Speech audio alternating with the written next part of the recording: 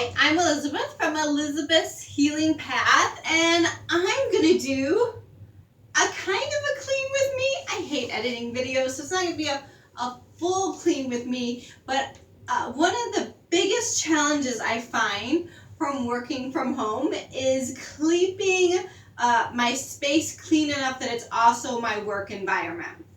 So I'm going to be doing a series on how I keep my space clean, especially when I don't have a cleaning lady to do it for me, which I do like when that happens. But this will also help my students for the massage class as we talk about how to set up the room, how to clean for your space, but also for my clients so you understand what it goes into for cleaning. So my first clean with me will be, how do I clean my space in between clients? Because I think this is the most important. I will say that I have two different kinds of disinfectant. You should know what they do. This is BioSurf. So this is a hospital grade hard surface disinfectant, which means it's not an air disinfectant, for example, hard surfaces. So I use this to clean my stones, to disinfect my stones and my massage cups. So this takes, it's a 2-minute disinfectant. You want to know how long it needs to stay on. But being a hospital grade means that it's a tubercidal, a bactericidal, virucidal, and a fungicidal. So that's important to know. So this is a hospital grade disinfectant, BioSurf. And so what I would do, let me grab some.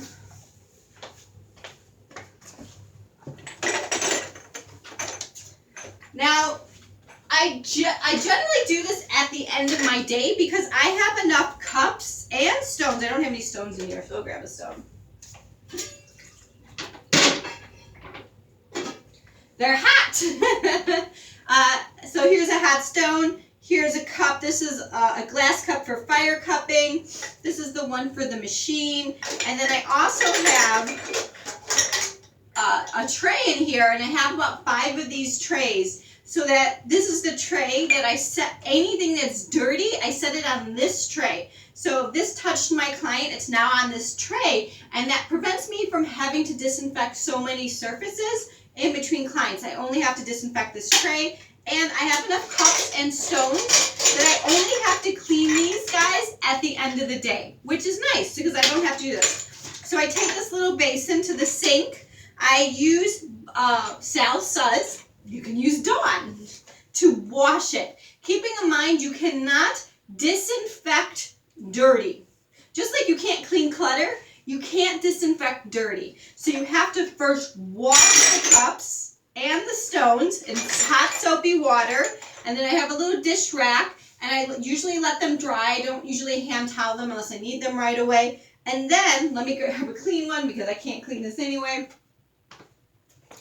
The stone was clean.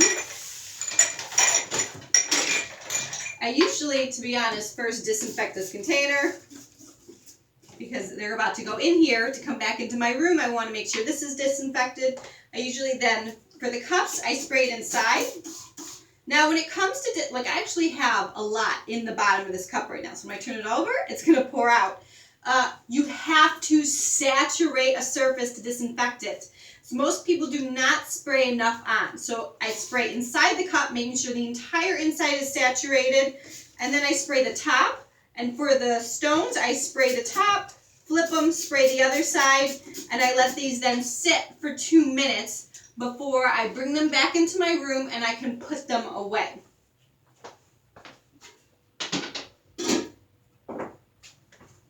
So I put those guys away. So that's how I do my cups. But again, I like this little dollar store basin so I can clean them in this with hot soapy water, put them out to the side on a clean towel to dry, and then I disinfect them afterwards. So that's what I use my BioSurf for. Set this aside. And then it comes down to the table. Now for the table, I use a Force of Nature. Now this takes 10 minutes to disinfect. Like I said, you have to know this, but it only cost me, that bottle is $20. This only cost me $1 after the initial investment.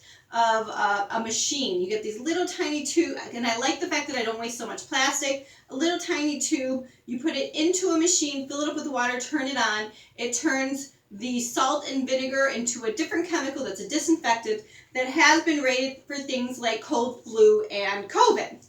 But it takes 10 minutes to disinfect. But I like that it's much more gentler on my skin. It doesn't, this stuff was adding a residue because I do the doorknob handles. This does not add a residue to my table or my chairs. So I really like that about it. So now when it comes to cleaning the table, the face rest is out of frame, so I'm going to grab it. Now I clean weekly a little bit different than I clean in between clients. So if I don't see any oil, because keep in mind these are all covered, if I don't see any oil on my headrest or my table, then simply all I do is spray, and I want to make sure I spray the underside. And then again, I'm going to saturate my table. I have a biomat, and on top of the biomat is a biomat cover that actually turned inside out because it was still too fabricy that I couldn't disinfect. This is a plastic cover on this side, and it was fabric on the other side, so I turned it inside out. So you want a cover on your table because you can't disinfect a pad. You have to protect the pad because you can't wash it after every client. Now, if I just had a table, then I would just spray it here, the table. But I've got this pad on it, so I have to disinfect this pad. Saturated. I then do my stools. There you go. I have 2 stools, one on each side. And I'm going to put this back. Now, if I was doing my weekly cleaning, or if I saw oil anywhere, remember I said you can't disinfect dirty? Most disinfectants are also multi-purpose cleaners, but how that works is first you spray it on, and then you wipe it clean. You could do that right away. And then I'll do the stool too. And then you re-spray it and saturate it and allow it to sit for the 10 minutes. If you do not do that step, and your table maybe has oil on it or something like that, you're not going to disinfect the oil. The oil cannot get disinfected. That's not how disinfectant works. And I generally go around the table because I even want the sides, and to be honest, do a quick over the floor as well. Be careful now because the floor is now slippery. So I generally just spray in between clients unless I see an oil stain, and then once a week when I do my bigger cleaning, I definitely want to wipe it down, make sure there's no oil on there, and before I get ready. Now this table needs 10 minutes before I can put my sheets back on. You might not have that much time to clean in between appointments, and if that's the case, you may not want to use a disinfectant that takes 10 minutes. But I will say, as you choose which disinfectant is good for you, you want to know what it disinfects, how long it disinfects, and are you allowed to touch it? Meaning, some disinfectants actually say, do not allow this to touch your skin, and you have to wear gloves. I don't want anything. This is a healthy space for me. I don't want anything in my room that I'm afraid to breathe in, that I cannot touch to my skin. I'm not going to throw on gloves to clean, anything like that. I'm going to throw this rag in there. Now, when it comes to cleaning the rest of the room, I just sweep, or I love my Roomba, one of the best investments I ever did. Do my Roomba every few days and then mop. Now, when I'm doing my deeper clean, and I really, maybe it depends on how often. I really find I only need the deep clean once a month, but it depends on how many people are coming through your space.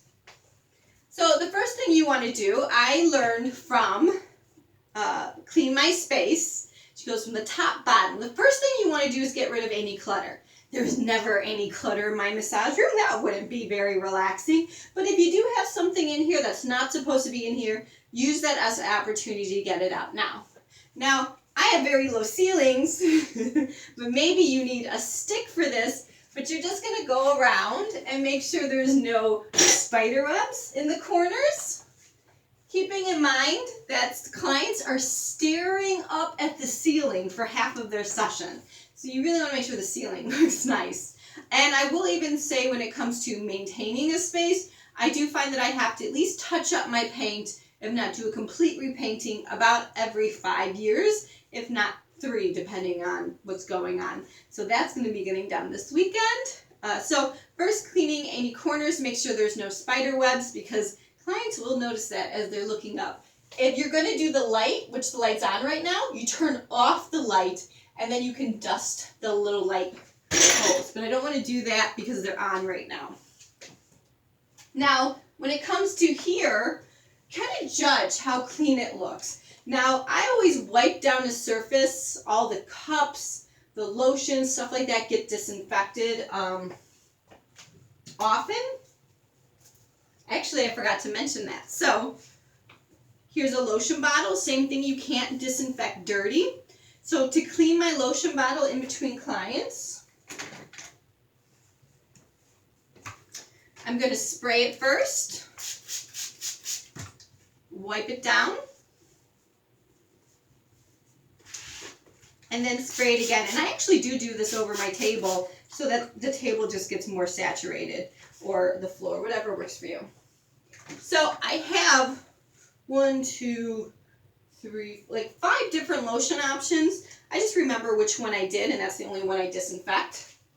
But I try for once a month. I don't touch my essential oil thing.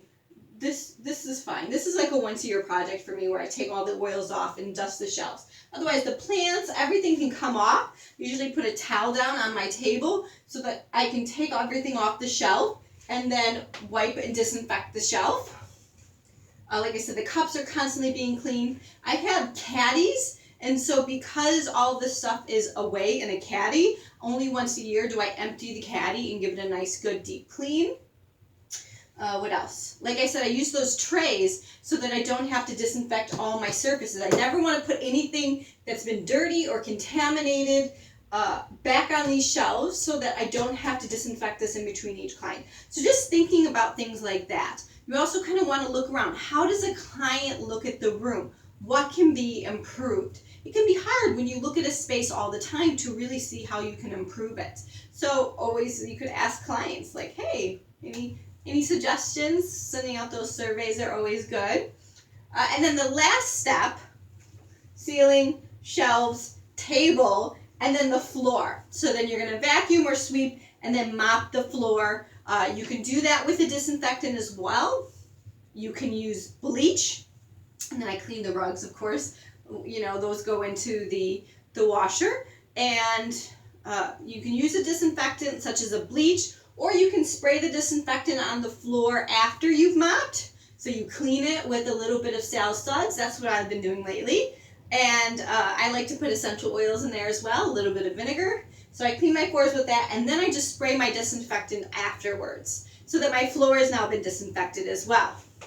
I actually do a very similar to the waiting area as well, although I don't have to disinfect as much stuff, and it's a lot more decluttering because that tends to be my catch-all. So I clean my waiting area the same way. I only do the bookshelves once a week, but the top of the bookshelves get done weekly, and so on. So I know that's a lot, but that's my clean with me. But it's very important that we, as massage therapists, that we create an environment that is healthy and safe for our clients. Now, setting up the table, I've got a basket full of laundry over here.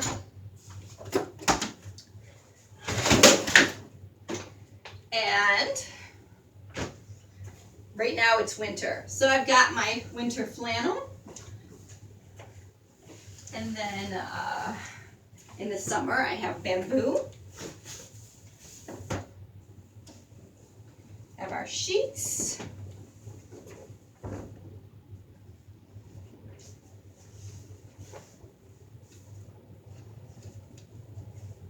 So I actually do a 2-layer face cradle setup. It's probably too much, but I really like these fleece. I think they're nice and cushy. Also, I have memory foam. I upgraded my face rest, so it's got memory foam. Just little things like this can really create a great experience for your clients. And then I put a cover on it that matches the sheets. And this, of course, gets changed after every client as well. I also have an air filter in the room, and that's for two things. For one, I've actually had it before it was being suggested because of COVID to have the air filter, because I've got pets. So because I have pets, I make sure I get the highest level filter for my furnace that filters pet dander and mold and bacteria and viruses and scents. And then I also have an air filter. So although that's been very handy, as right now we are in the middle of a pandemic for COVID, I've always had one in the room because I do have clients who are allergic to pets, and I want to make sure that they do not have any issues being in the room. Now, another thing that I'm doing is, of course, because we're in COVID right now, I'm wearing a mask, and I have my clients wear a mask as well in session. I find that the N95s are really comfortable for clients while they're receiving a massage, because sometimes they come in with some really cheap masks, and when they're face up, they kind of suck it in, and then when they're face down, it suffocates them. So this allows a lot of space in the breathing area, so they're comfortable face down and face up. So while I have them available for my clients, I've been giving them a mask. Another thing I've been doing, and you're not going to be able to see it in the video because my chair's right there, the chair that clients put their stuff on, you can't disinfect fabric. Now, cleaning it, putting it through the washer and dryer it's safe. It's safe, right? It's not safe from things like HIV or things like that, but it is safe from germs. So, but you can't disinfect it without washing it. So I have a chair with some fabric. You could either pick a chair that doesn't have fabric for your clients to put your stuff on, or I just put a towel over the fabric that gets changed in between each client. So just little things like that that can create safety for our clients. And yeah, so I think that's it. That's the clean with me for the massage room, and then even the massage waiting area. It's just a very similar experience, except there's not quite as much to disinfect out there. But yeah, I also disinfect the doors, the railings to go up and down, and I disinfect the bathroom in between each and every client, just to create a safe experience. And I will say that even once COVID has passed, that I plan on keeping these standards of cleanliness up there, because I want to make sure that even when we're with colds and flus, that I don't want clients to get sick when they're here. So I want to keep everyone healthy. So thank you for watching this very lengthy video on how I clean my massage room, and keep in store, because I will be doing more tips for the rest of my space. But I do not get endorsements for this, but I will say I really enjoy the Force of Nature multi-purpose cleaner and disinfectants. I go through 5 of these a week. 3 in the massage room, 1 in the bathroom, and 1 in the kitchen, and I just love it. It's $1 a bottle to fill, and I can use it everywhere without having to worry about breathing in a toxic chemical. So I appreciate that. So it's called Force of Nature.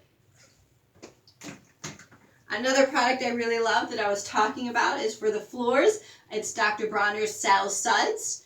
I prefer juniper essential oil, but Thieves is also a great blend that I'll sometimes use to clean the floor. And I usually put a splash of vinegar in there. So I use that to clean the floors. So that's all that I have for you today.